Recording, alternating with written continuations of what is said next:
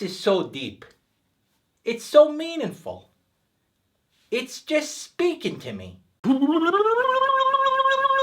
Hi everyone, Tano here, the internet's busiest music nerd, and it's time for a review of the new Corbin album, Mourn. This is the latest album from singer-songwriter Corbin Smidzik, who broke back in 2014 under the name Spooky Black.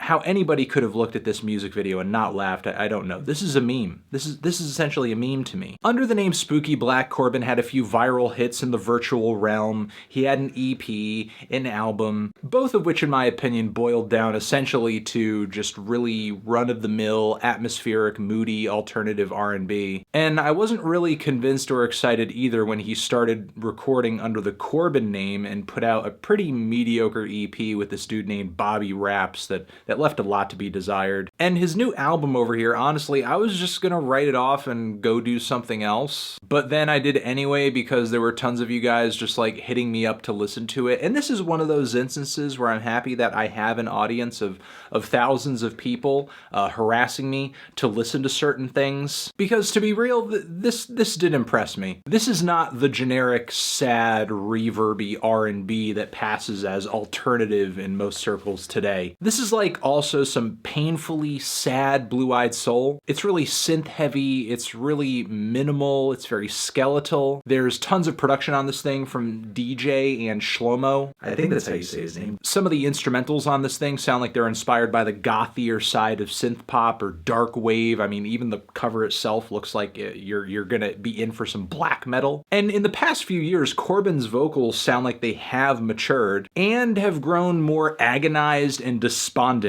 on this album. It's like I'm listening to a cross-section of James Blake, Sampha, King Cruel, old Twin Shadow, but then all of that is smothered in like this goth-sized depression. And what Corbin lacks in vocal ability on this record, he mostly makes up for in emotional delivery and painfully sad and lonely lyrics. So lonely I would call the vibe of this album isolating, and the record definitely finds power in that feeling. There are some moments where the songwriting is a little average and it's kind of like the structure of the track is meandering because it's almost like Corbin's singing is based mostly off of improvs or something, like the song Mourn or the song No Title, which kind of fizzles out at some point toward the finish, even though the song delivers a very strong beginning. And there are a few moments on this record where Corbin's vocals turn so sad they become borderline pathetic. Like on the song Giving Up, where his singing sounds so emotionally desperate over a track that is essentially about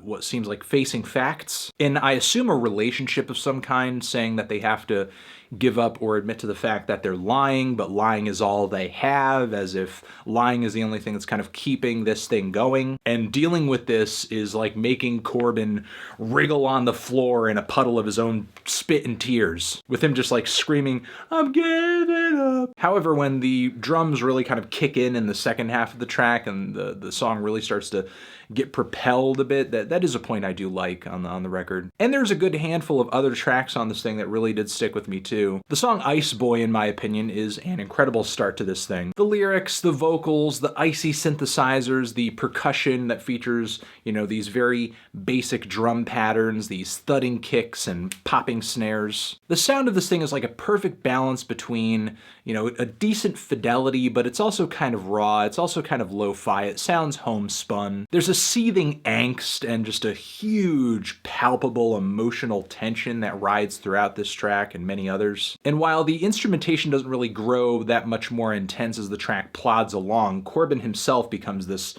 just fireball of just pent-up sad emotions as the track progresses. The song Revenge Song is maybe my favorite in the batch here and features some very dark, chilling, and violent lyrics about getting revenge on somebody who, I can guess from the lyrics in the song, raped his significant other. The instrumental is very chilling. The song is very cinematic. Listening to it, it's like I'm imagining sort of what's actually going on as he's singing these lyrics and kind of, basically basically visualizing every piece of this storyline. Also, I think the track features one of the better vocal melodies on the entire record too.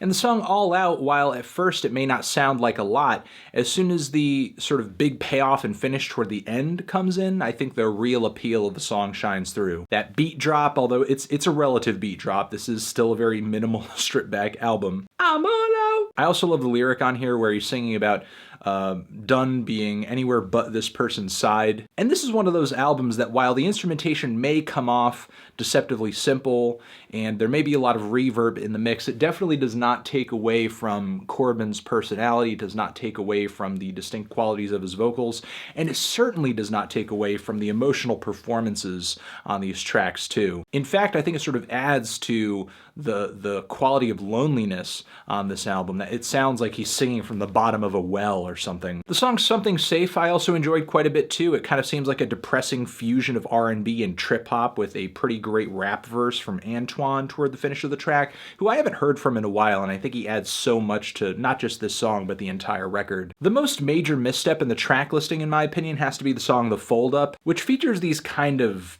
bubbly, almost peppy synthesizers that don't necessarily go with the overall vibe and aesthetic of the record. Not only that, but over these synths, Corbin delivers these horrendous falsetto vocals that are so off and so out of place, the song doesn't really become listenable until the second half. The finishing song, Dragged, makes so much more sense as a song that comes through with a stronger vocal and some harder percussion, mostly because the style of the synthesizers along with the sequence beats kind of does carry along with it, that 80s goth and synth pop aesthetic with it. Overall, I really like the vibe and aesthetic of this album quite a bit. There are a lot of solid sounds and tracks on here. Corbin has a stronger sense of style here than he has on any project he's released so far, and I think there's a good handful of songs on this thing too. And I think Corbin is also on the verge of something actually refreshing with this alternative pop and R&B sound. That being said, this is not an incredibly consistent album though. There are definitely some flubs or some underwhelming moments in the track listing. But after hearing this, I will certainly be looking forward to whatever Corbin does next. I will not be even thinking about writing it off. I'm feeling a light to decent 7 on this thing. Transition. Have you given this album a listen? Did you love it? Did you hate it? What would you rate it? You're the best, you're the best. What should I review next? Hit the like if you like. Please subscribe, and please don't die. Stay healthy and stay hydrated. Over here next to my head is a King Cruel review. You can click on that, watch another video, or you can click on the link to subscribe to the channel. Cool? Cool. I'll see you guys in the next one. Corbin, Mourn forever.